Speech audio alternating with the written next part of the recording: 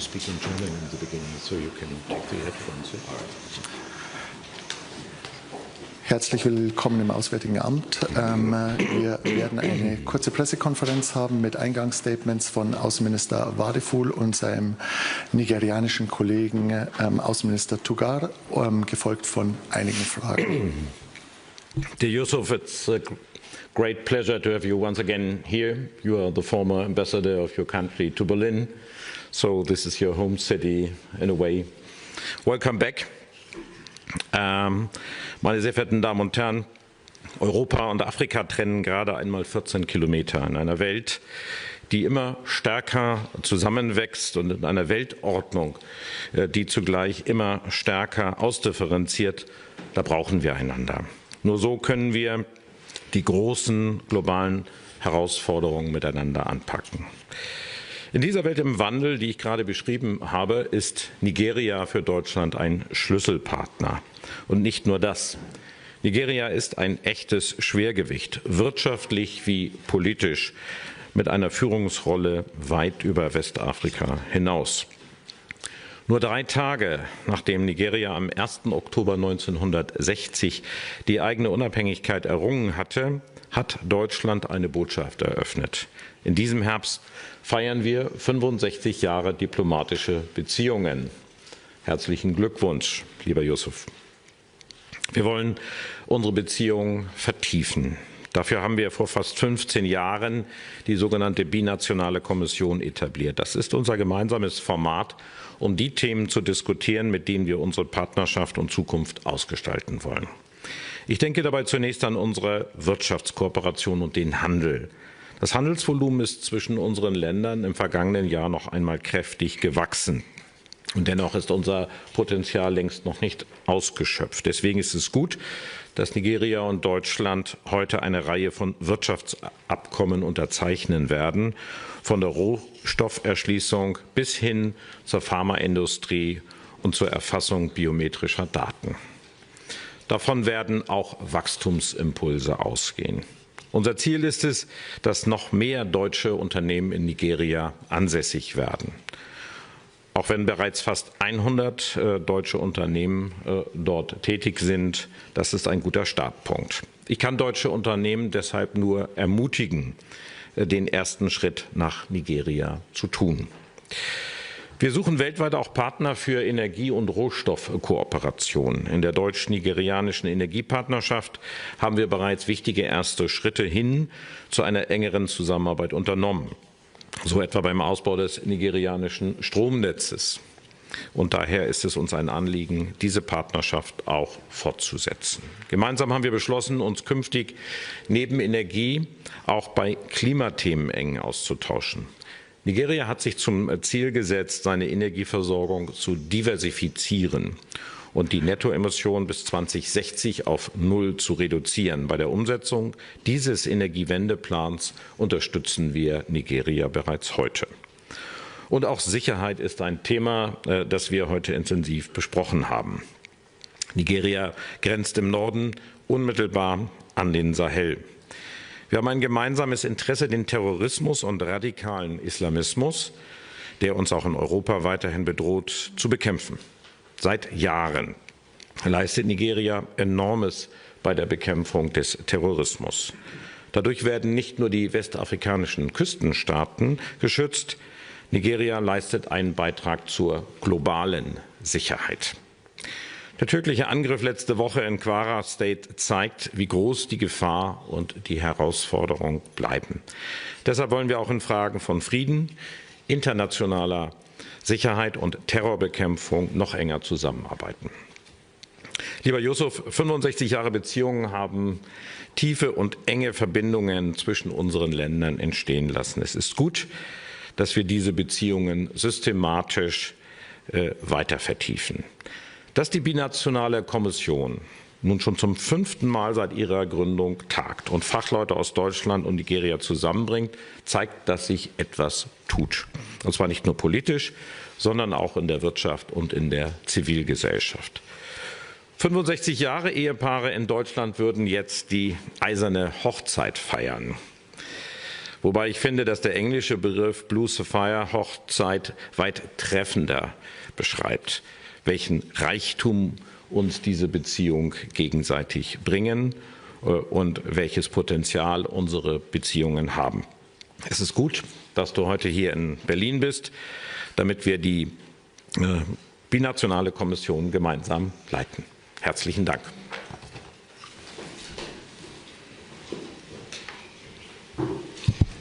Thank you very much. A very good morning to you all. Thank you, Johann, for the warm reception you've given me and my delegation this lovely, nice and crispy Berlin morning. I bring warm greetings from my president, Bola Ahmed Tinubu, who is keenly following the interactions between Nigeria and Germany. We have come for this all-important binational commission, and already we've signed one agreement, which is to do with allowing spouses of diplomats to work in each other's countries. So already we're off to a very good start. The Binational Commission is celebrating its 14th year. It's something that has been going on for quite some time. We have 5 working groups that have been working assiduously, and this is the culmination of the good work they've put up. So there are different areas, 5 specific areas: security and defense cooperation, where we have been collaborating, and of course Germany and Nigeria are leaders on each other's, on both continents, in Europe and in Africa. And there are newer threats, what you call newer threats, cybersecurity, border management, financial activities, illicit flows, and so forth. And for us in Nigeria, the issue of IPOB is one that is most germane, because IPOB tends to use democratic norms to try and undermine democracy in Nigeria, trying to stop the populace from participating in the electoral process itself is something, and then hiding behind freedom of speech, freedom of association outside of Nigerian shores to perpetrate such crimes as attacking electoral offices, police stations, and so forth. It's something that we keenly look to continue to work with other countries to stave off, to bring an end to. Power, or I should say energy and climate cooperation, is an area where it's a space where Nigeria and Germany have been working successfully in. We have the Siemens electrification project that is ongoing. My colleague, the Minister of Power, is actually in town.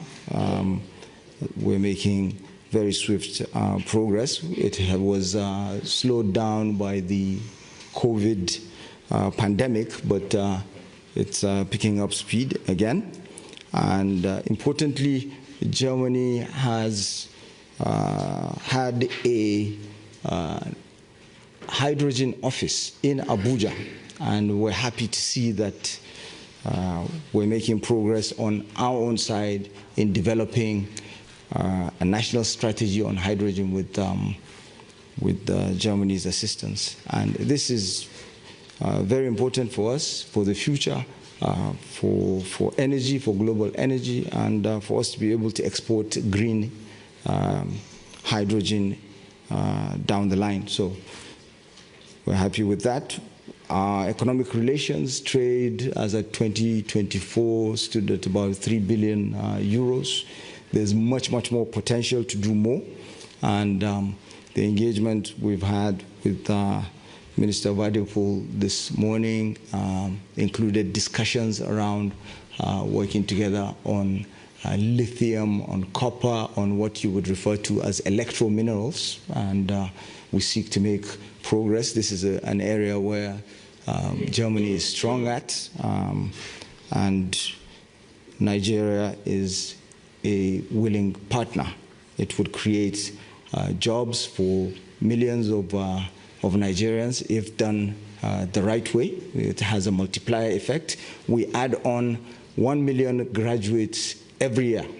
It's a nation of 230 million people, so you can imagine, and it's a youthful population. So the more jobs we create, the better. And I think in total it's about 3 million job seekers that we're adding every year, not just the graduates. So quite recently, we were taken off the grey list of the Financial Action Task Force.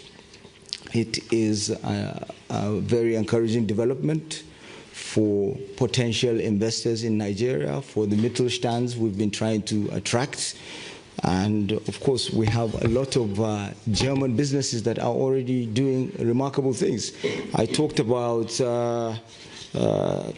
electro minerals, so critical minerals, rare earths. We already have a German player that is doing a lot in terms of satellite survey exploration, and there's a lot therefore to build on. So we're looking at what already exists, and it's for the governments to support what is going on. And we do this, of course, based on the collaboration between research centers, between think tanks, and even on the margins of the Binational Commission, we have a segment where Nigerian and German think tanks are interacting. They have an interactive session that is going on, and it's something that has existed. This is not the first time this is happening,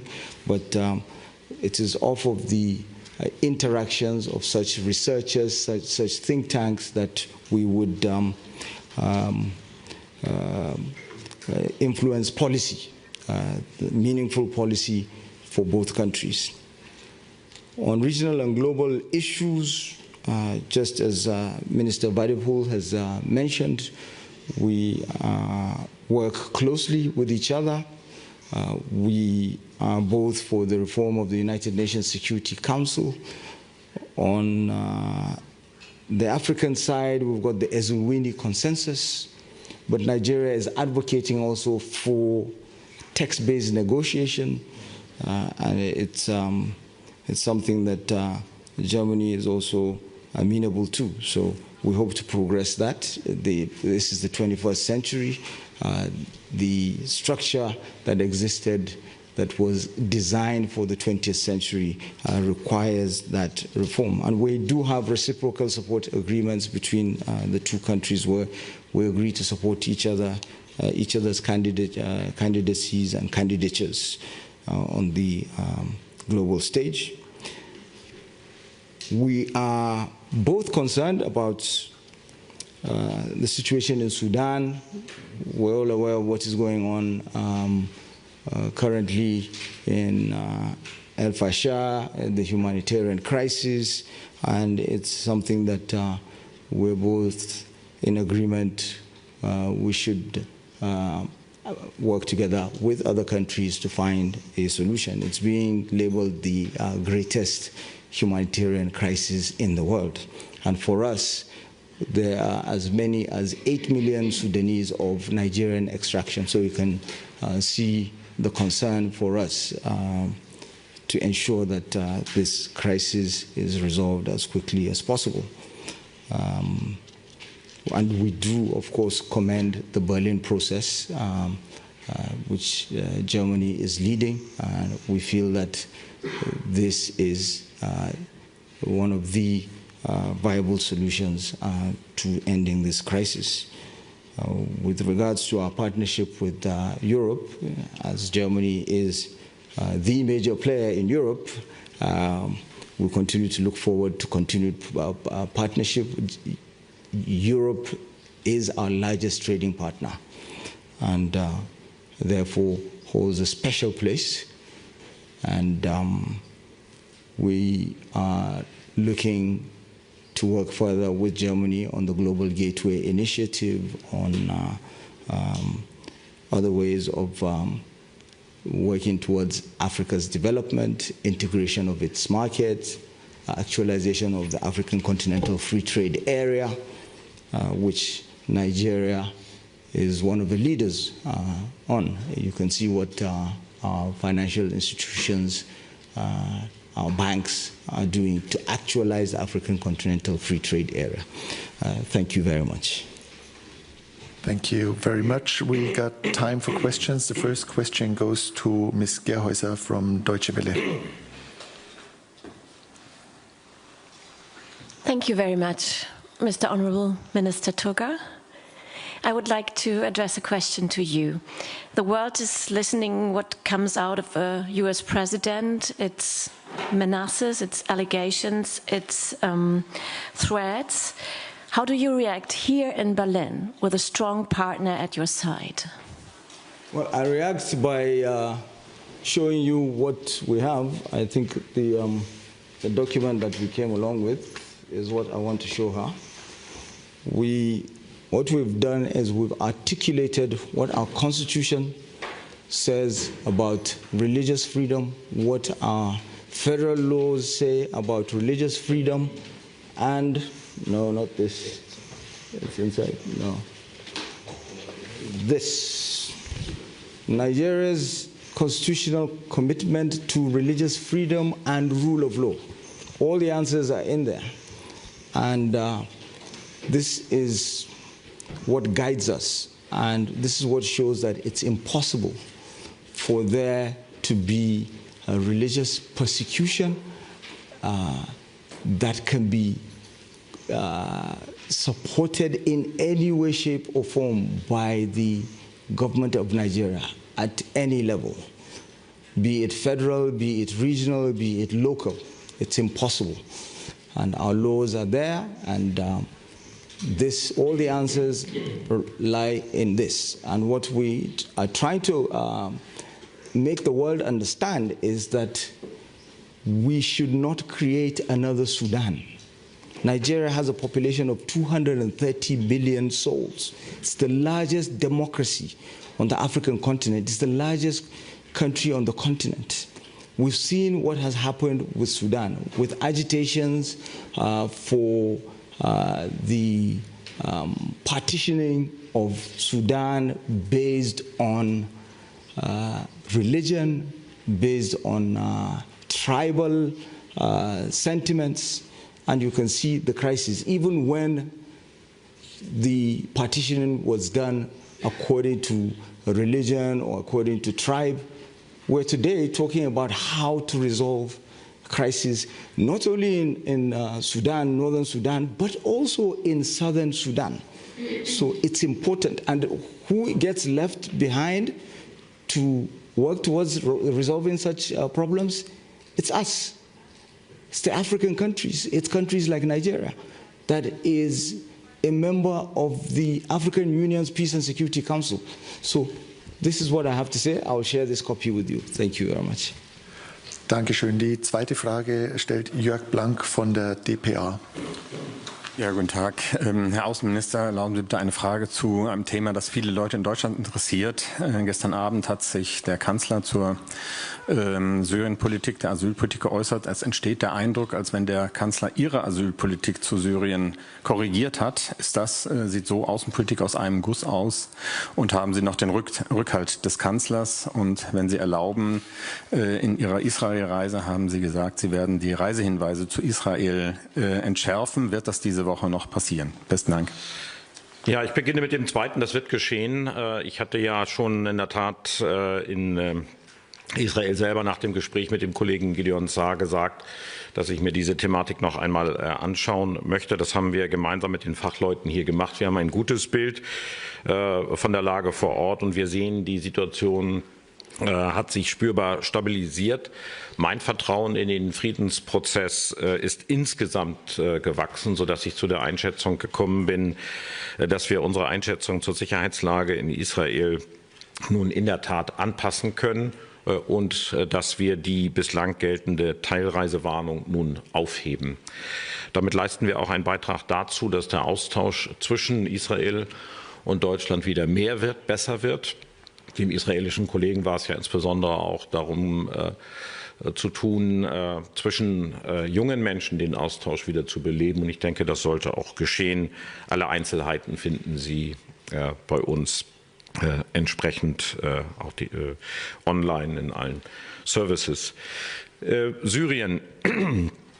Also wir haben ja insgesamt das Ziel, die Zahl der Rückführungen für die Bundesrepublik Deutschland zu erhöhen und deswegen, und das ist ja unstreitig, auch Rückführungen nach Syrien durchzuführen. Ich beteilige mich aktiv daran.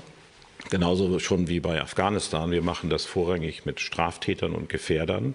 Das ist bis jetzt bei Syrien noch nicht gelungen. Aber daran arbeiten wir. Und das war auch eins meiner Themen in den Gesprächen, die ich in Syrien mit dem Präsidenten und dem Außenminister und dem Premier geführt habe. Das geschieht unter Federführung der Innenbehörden. Und da schaut man sich immer die Gegebenheiten vor Ort an. Aber das Auswärtige Amt und der Außenminister unterstützt das konstruktiv. Da gibt es überhaupt keine Differenz. Das haben wir ja am Wochenende schon gesagt. Das bleibt auch heute so. Das heißt, diese Rückführung einer aber auch überschaubaren Zahl von Personen, die jetzt vorrangig abzuschieben sind, die wird betrieben.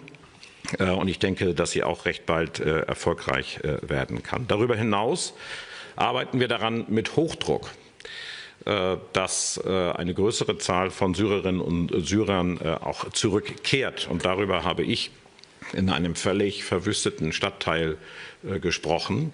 Ich habe über Rückkehr gesprochen und dabei bleibe ich auch. Das ist nämlich die freiwillige Rückkehr von Syrerinnen und Syrern. Diese werden benötigt. Und genau das hat der Bundeskanzler gestern gesagt. Die Syrer sollen freiwillig ermutigt werden. Es soll ihnen ermöglicht werden, zurückzukehren, damit sie ihr Land wieder aufbauen. Und insofern haben wir das vollständig gleiche Verständnis da. Wir brauchen dafür eine engere Zusammenarbeit. Sie haben miterlebt, dass wir vereinbart haben in Damaskus, dass wir jetzt den deutsch-syrischen Wirtschaftsrat einberufen. Das heißt, der syrische Kollege kommt hierher. Wir beide werden das leiten. Und wir werden konkret daran arbeiten, dass dieses Land eine Chance nach vorne bekommt und dass wir eben derartige Stadtteile wieder aufbauen. Das wird eine gewisse Zeit dauern. Das ist auch nur ein Ausschnitt. Damaskus ist nicht die am stärksten zerstörte Stadt in Syrien, sondern das ist wahrscheinlich Aleppo, wo Iraner, Russen und das Assad-Regime gemeinsam das Land bombardiert haben und zum Teil in eine apokalyptische Situation verwandelt haben. Und das besteht fort. Und solange das so der Fall ist, wird es schwer sein, dort wieder ein, wie ich es ja auch vor Ort gesagt habe, menschenwürdiges Leben zu ermöglichen. Aber natürlich müssen die Syrerinnen und Syrer selber ihr Land aufbauen. Sie brauchen dabei nur naturgemäß unsere Hilfe. Und das ist genau das, woran ich arbeite. Das heißt, parallel die Rückführung von Menschen zu betreiben, die hier kein Bleiberecht mehr haben, die es insbesondere dadurch verwirkt haben, dass sie Straftaten begangen haben und dass sie als Gefährder einzustufen sind. Das ist die eine Seite der Medaille. Daran beteiligt sich das Auswärtige Amt konstruktiv. Und auf der anderen Seite daran zu arbeiten, mit Syrien partnerschaftlich daran zu arbeiten, dass die Menschen selber die Chance haben, ihr Land wieder aufzubauen. Das ist der Weg nach vorne. Und das ist nicht eine Frage, die man sozusagen digital im 0- oder 1-Modus beantworten kann, sondern das sind Prozesse. Je schneller es geht, desto besser. Und daran ergänzen wir uns gegenseitig und daran arbeiten wir gemeinsam. Die nächste Frage stellt Sina Schweikle von der Süddeutschen Zeitung. Dankeschön. Good morning. Daran anschließend, Herr Wadephul, noch eine Frage. Und zwar, werden und müssen Sie heute in der Bundestagsfraktion Ihre Aussagen zu Syrien korrigieren und erklären? Und haben Sie das Gefühl, dass Sie Ihre größten Gegner in der eigenen Fraktion haben? Dankeschön. Na, ich würde es selbstverständlich erklären und das ist ganz normal. Fraktionssitzungen dienen dazu, dass wir Gespräche führen, dass wir Diskussionen durchführen. Ich komme ja nun aus Syrien, ich habe das vor Ort gesehen. Und ich kenne diese Region, glaube ich, von allen Außenpolitikern, sage ich in aller Bescheidenheit, mit am besten, weil ich seit 15 Jahren Außenpolitik betreibe und mich auf diesen gesamten Raum lange konzentriert habe. Und für mich war Syrien jetzt der erste Besuch, das wissen Sie auch. Und es ist natürlich jetzt eine wirklich schwierige Situation in dem Land selber. Aber als Außenminister habe ich natürlich auch eine kommunikative Aufgabe, auch innerhalb der eigenen Fraktion zu erklären, zu welchen Erkenntnissen ich gekommen bin. Ich bin auch übrigens, um das zu sagen, nicht so schnell zu schockieren, weil ich einer der Ersten gewesen bin, der im Norden des Irak die Lager besucht hat der Kurdinnen oder der Jesidinnen, die vergewaltigt worden sind, deren Männer vor ihren Augen abgeschlachtet worden sind. Ich kenne also menschliche Schicksale und schockierende Szenen. Und dennoch ist es so, dass wenn man so etwas sich anschaut wie in Damaskus, es beeindruckt einen nach wie vor. Und wenn man dabei in Rechnung stellt, wie ich es gerade eben gesagt habe, dass es in anderen Städten, man kann Aleppo nehmen, man kann Homs nehmen, mindestens genauso aussieht, dann hat man ein Gefühl dafür, wie es dort vor Ort aussieht. Und das müssen wir miteinander besprechen, weil das legitime Interesse natürlich auch ist, dass Deutschland, welches sich als ein sehr gastfreundliches Land erwiesen hat für viele Syrerinnen und Syrer, auch darauf setzen kann, dass die Menschen, die hier Aufnahme fanden, für die die deutschen Steuerzahlerinnen und Steuerzahler aufgekommen sind, dass diese dann, wenn es möglich ist und wenn sie hier keine Beschäftigung und keine Bleibe gefunden haben, dass sie dann auch bereit sind, zurückzukehren. Das ist völlig normal. Und dass wir das ermöglichen und andererseits natürlich auch sagen, wenn das nicht freiwillig geschieht, dann gibt es auch natürlich die Möglichkeit, das staatlicherseits zu veranlassen. Das ist vollkommen klar und steht außer Frage. Aber nochmal, das ist ein Prozess, an dem arbeiten wir gemeinsam und der muss sich eben auch an der Lage vor Ort orientieren. Auf nicht mehr und nicht weniger habe ich aufmerksam gemacht. And we got time for a final question by Mr. Bachmann from DTS Newswire. Yeah, Mr. Tuggar, you have talked about the security situation in Nigeria with Mr. Wadephul, and do you hope that Germany becomes even more involved in that issue, and were there specific contributions from Germany towards that? Thank you. What we have always advocated for is for our partners outside of Africa to key into organically developed frameworks for tackling these challenges, security challenges and other challenges. So you can see that what currently exists is the multinational joint task force. For instance, with regards to the Boko Haram conflict, which affects northeastern Nigeria. It's a partnership between Nigeria, Niger, Chad, Cameroon, and the Republic of Benin to our west is also part of that MNJTF. We also have, of course, other frameworks such as the Accra Initiative that is working with us and trying to see if it can transition to becoming another multinational joint task force. You can see also the successes of ECOMOG in the past, where ECOWAS, led by Nigeria, I might add, was able to tackle successfully the challenges that Sierra Leone and Liberia had in the past, and even some of the challenges that Côte d'Ivoire had. So when our partners key into these initiatives that are homegrown as opposed to applying what they feel is the solution, it works better. And we're happy to say that Germany has been working with us, and so within ECOWAS itself, we've got the Standby Force initiative, which seeks to have a standing force that would tackle these sort of challenges. And of course, the African Union also has such an initiative. Nigeria recently signed an agreement with the African Union for the sea lifts, so that Nigeria would be the country that deploys its equipment, its vessels to move the standby force that has been created by the African Union for peacekeeping. And when it comes to peacekeeping, we have an impeccable record. Out of, I would say, about 60 or so peacekeeping missions that the UN has had since inception. I believe we've participated in as many as 51 or so. There you go. Thank you very much. Vielen Dank. Thank you.